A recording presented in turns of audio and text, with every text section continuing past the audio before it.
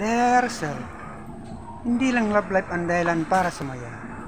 Mas makita pa nga natin na maganda ang mundo kung kailan malaya tayo. Tayong sarili, pamilya, kaibigan ang magpapangiti sa atin na maganda ang mundo. Hindi mo naman kailangan idepende mo ang happiness mo sa iisang tao. At hindi mo naman talaga makakalimutan yung taong gusto mong kalimutan. Maaaring pwedeng mawala yung hurt at feeling mo sa kanya. Pero hindi yung mga alaalang binuo nyo dalawa. Kung ika'y nalulungkot, tawagan mo na lang ako. Papangitiin kita ng bawat tawa ko.